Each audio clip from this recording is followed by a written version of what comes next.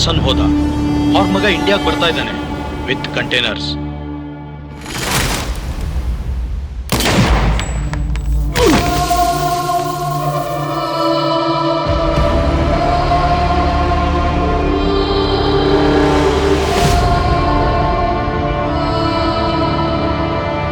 ನಾನಿನ್ ಜಾಸ್ತಿ ದಿನ ಬದುಕಲ್ಲ.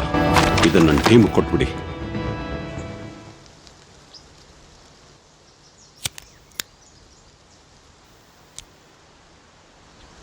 ಯಾರೋ ಮಾಡಿದ್ದು? ನನಗೆ ಗೊತ್ತಿಲ್ಲ ಸರ್.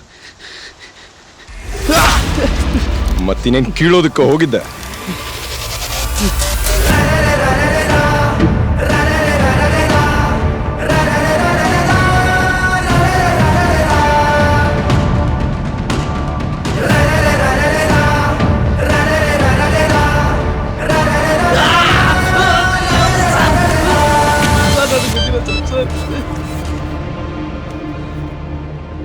ಕಾಷನ್ ಅಂತ ಮೆಸೇಜ್ ಬಂದಿದೆ.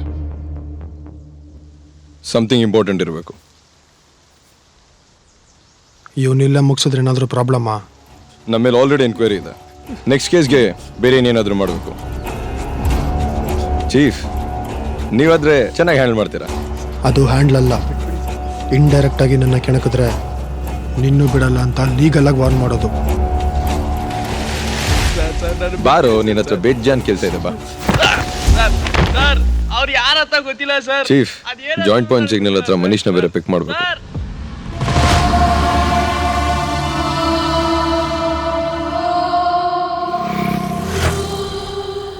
ತಗೊಳ್ಳಿ. ಇಂಜಿನ್ ಡ್ಯಾಮೇಜ್ ಆಗಿದೆ, ಕಾರ್ ಸ್ಟಾರ್ಟ್ ಆಗಲ್ಲ. ಕಾರ್ ಡಾಕ್ಟರ್ ಕೈಲಿ ಆಗಿಲ್ಲ ಅಂದ್ರೆ ಏನರ್ಥ? ಒಂದೊಂದು ಸಾರಿ ಡಾಕ್ಟ್ರು ಕೂಡ ಫೇಲ್ ಆಗ್ತಾರೆ. ಆಕ್ಸಿಡೆಂಟ್ ಹೆಂಗಾಯ್ತು ಅಂತ ಹೇಳಲೇ ಇಲ್ಲ. KF-19 ಇಂಜಿನ್ ಮೇಲೆ ಇಳಿಸಿದ್ದ. ಆದರೆ ಒಬ್ಬ ಒಪ್ಕೊಂಡ್ರೆ ನಿನ್ನ ಕಾರ್ ಸ್ಟಾರ್ಟ್ ಆಗುತ್ತೆ. ಅವನ್ನ ಕಾರ್ ಗೋಸ್ಟ್ ಅಂತಾರೆ.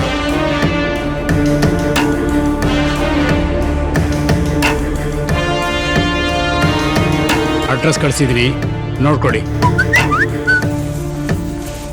ಥ್ಯಾಂಕ್ಸ್ ಜೈಲಿಂದ ಬಿಡಿಸಿದ್ದಕ್ಕೆ.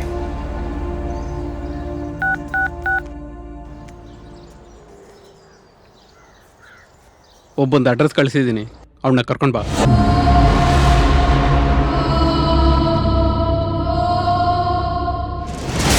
ಮನೀಶ್, ಆ ಕಂಟೈನರ್ಸ್ ಯಾರ್ದು ಅಂತ ಗೊತ್ತಾಯ್ತಾ?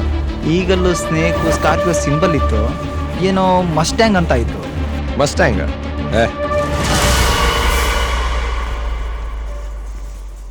ಸರ್, ಸಿಗರೇಟ್ ಇದೆಯಾ?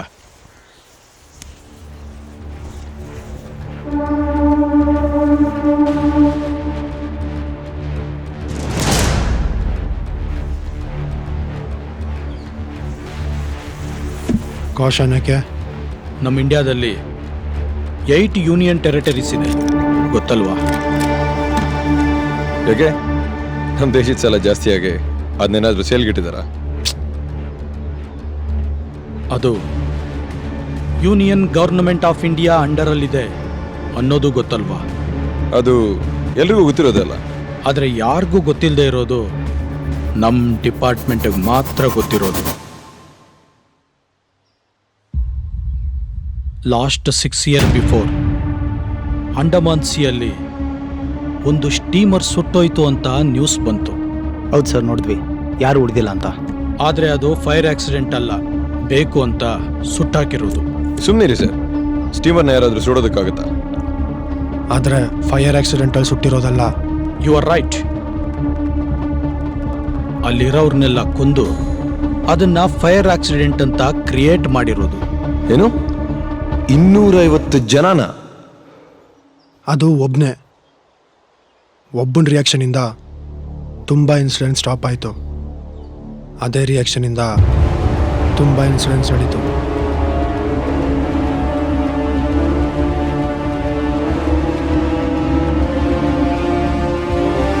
ಅವರು ಮತ್ತೆ ಆಕ್ಟಿವ್ ಆಗಿದ್ದಾರೆ 2 days ಬ್ಯಾಕ್. ಹೇಳೋ ಬೈ, ಅವನಲ್ಲಿಗೆ ಬರಲ್ವಂತೆ, ನಮ್ಮನೆ ತರೋದಕ್ಕೆ ಕೇಳ್ತಿದ್ದಾನೆ. ಓಡೋದು ಹೇಳ್ಕೊಂಡು ಬಾ. ಸರಿ ಬೈ. ಇರೋ, ಅವ್ನ ಫೋಟೋ ಕಳಿಸು.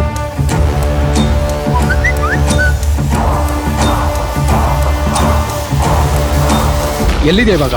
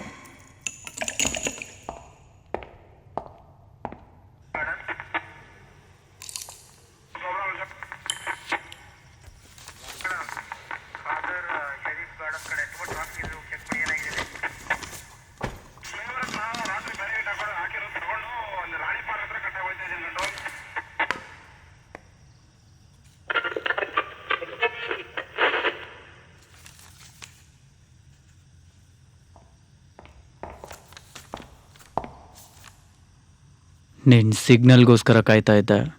ನಾನು ವಾರ್ ಡಿಕ್ಲೇರ್ ಮಾಡ್ತಾ ಇದ್ದೀನಿ.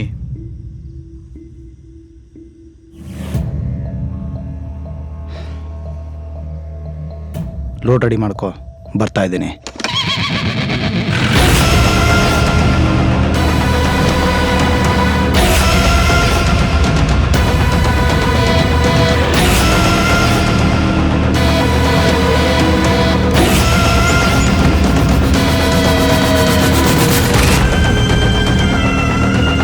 ಇವರಿಬ್ಬರನ್ನ ಯಾವ ನೋಡಿತಾನ?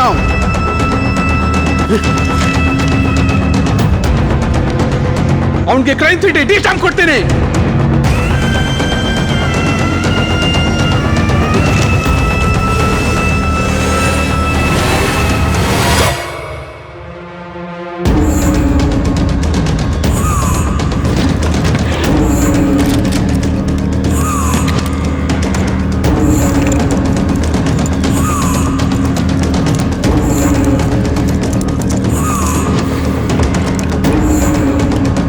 ಸರ್, ಇಷ್ಟು ದಿವಸ ಸುಮ್ಮನೆ ಇದ್ದವರು ಇವಾಗ ಯಾಕೆ ಅಂತ. Dasan David. Guns need guts, not A side packet.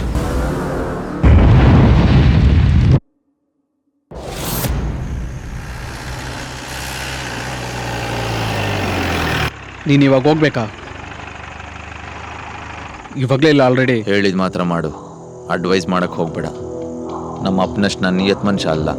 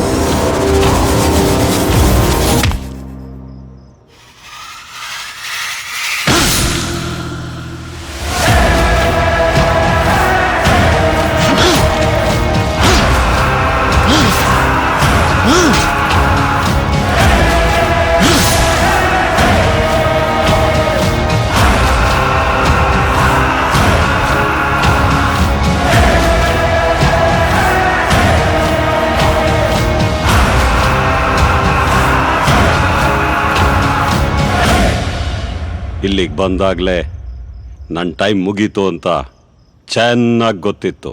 ಆದರೆ ನಿನ್ನ ಟೈಮು ಇನ್ನು ಬೇಗ ಮುಗಿಯುತ್ತೆ. ಆ ಟೆರಿಟರೀಸ್ನ ಲೀಗಲಾಗಿ ಕಂಟ್ರೋಲ್ ಮಾಡ್ತಾ ಇದ್ದಿದ್ದು ಯೂನಿಯನ್ ಗೌರ್ಮೆಂಟ್ ಆಫ್ ಇಂಡಿಯಾ. ಆದರೆ ಆ ಯೂನಿಯನ್ ಗೌರ್ಮೆಂಟ್ನ ಇಲ್ಲೀಗಲಾಗಿ ಕಂಟ್ರೋಲ್ ಮಾಡ್ತಾ ಇದ್ದಿದ್ದು Dasan, father of Dasan David. ಆದರೆ ಅದು ಸುಳ್ಳು ಅಂತ ಗೌರ್ನಮೆಂಟೇ ಪ್ರೂವ್ ಮಾಡಿದೆ ಅಲ್ವಾ? ಗೌರ್ನಮೆಂಟ್ ಯಾವತ್ತೂ ಸತ್ಯ ಹೇಳಲ್ಲ. ನಿಜವಾದ ಹಿಸ್ಟ್ರಿ ಹೊರಗಡೆ ಬಂದರೆ ಪ್ರಪಂಚ ಇಷ್ಟು ಸೈಲೆಂಟ್ ಆಗಿರಲ್ಲ. ಸರ್ಕಾರ ಬದಲಾದಾಗೆಲ್ಲ ಇತಿಹಾಸ ಬದಲಾಗುತ್ತೆ. ನಾವು ಪ್ರತಿದಿನ ಬಟ್ಟೆ ಚೇಂಜ್ ಮಾಡ್ತೀವಲ್ಲ, ಹಾಗೆ. ನಿಮ್ಮ ಕೈ ತಪ್ಪೋಗಿರೋ ಟೆರಿಟರೀಸ್ಗೋಸ್ಕರ ನೀನಿಲ್ಲಿ ಬಂದಿಲ್ಲ ಅಂತ ಚೆನ್ನಾಗಿ ಗೊತ್ತು. ಆ ಟೆರಿಟರೀಸ್ ಯಾವ ಕಾರಣಕ್ಕೆ ನಿಮ್ಮ ಕೈ ತಪ್ಪೋಯ್ತು ಅಂತ. ಯಾವ ಕಾರಣಕ್ಕೆ?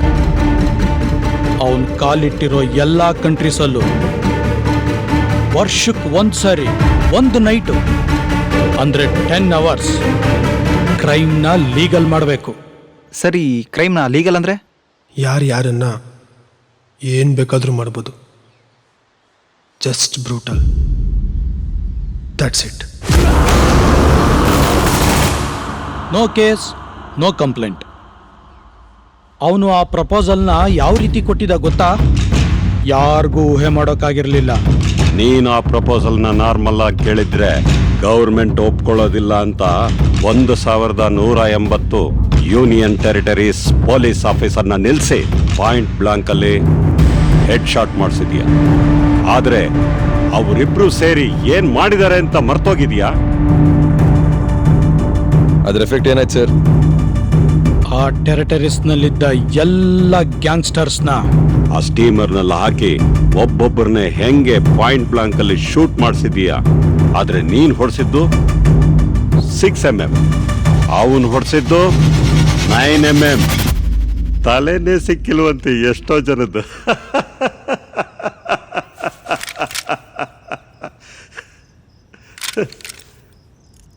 ಕೃಪಾ, ಇನ್ನೊಂದು ಹೇಳ,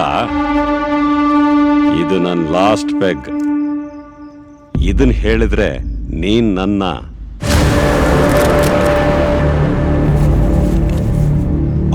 ದಿ ಗ್ರೇಟ್ ಕೊಲಿಮಾ, ನಿಮ್ಮಪ್ಪ ಕಟ್ಟಿದ ಬಿಗ್ಗೆಸ್ಟ್ ಕ್ರೈಮ್ ಸಿಟಿ ಹೇಗ್ ಅಂತ್ಯ ಆಯ್ತು ಅಂತ ಗೊತ್ತಲ್ಲ. ಅವರಿಬ್ರು ಸೇರಿ ನಿಮ್ಮಪ್ಪನ ಹೇಗ್ ಹೊಡೆದಾಕಿದ್ದ. ಕೃಪಾ,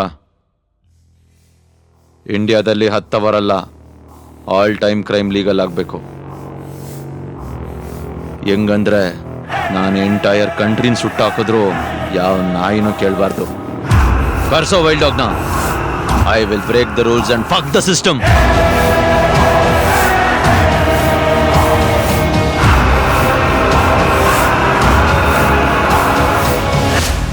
ಹೌದು, ಮನೀಶ್ ನಾಯ್ಕೆ ಕಮಿಷನರ್ ಹಿಂದೆ ಫಾಲೋ ಮಾಡೋದಕ್ಕೆ ಹೇಳಿದ್ರಿ. ಈ ಕೇಸಲ್ಲಿ ಯಾರನ್ನೂ ನಂಬೋದಕ್ಕಾಗಲ್ಲ. ನಮ್ಮನ್ನ ಕರ್ಸಿ ಇದರಲ್ಲಿ ಇನ್ವಾಲ್ವ್ ಆಗಬೇಕು ಅಂತ ಇಂಡೈರೆಕ್ಟ್ ಆಗಿ ಏನಕ್ಕೆ ಹೇಳಿದ್ರು? ಲಾಸ್ಟ್ 5 yearsಯಿಂದ ಇಂಡಿಯಾದಲ್ಲಿ ಅನ್ಸಾಲ್ವ್ಡ್ ಕೇಸಸ್ನ ಸಾಲ್ವ್ ಮಾಡಿರೋದಲ್ಲದೆ ಎಕ್ಸ್ಟ್ರಾ ಬೋನಸ್ ಅಂತ ಎನ್ಕೌಂಟರ್ ಬೇರೆ. ಸೊ ಇಂಡೈರೆಕ್ಟ್ ಆಗಿ ನಿಮ್ಮ ಕೈಲಾದರೆ ಇದನ್ನೆಲ್ಲ ತಡೀರಿ ಅಂತ ಹೇಳೋಗಿದ್ದಾರೆ.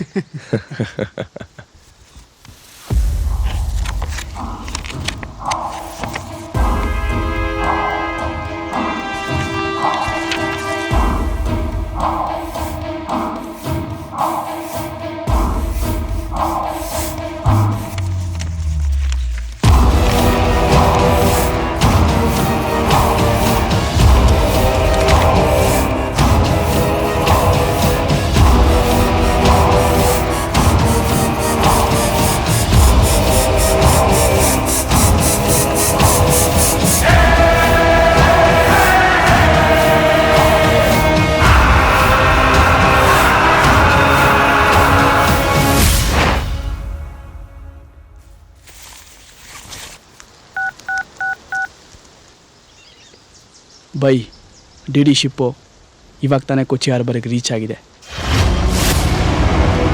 ಕುರುಕ್ಷೇತ್ರ ಮತ್ತೆ ನಡೆಯುತ್ತೆ. ಹಿಂದೆ ನಡೆದಿದ್ದು ಧರ್ಮಕ್ಕೋಸ್ಕರ, ಮುಂದೆ ನಡೆಯೋದು ಕರ್ಮಕ್ಕೋಸ್ಕರ.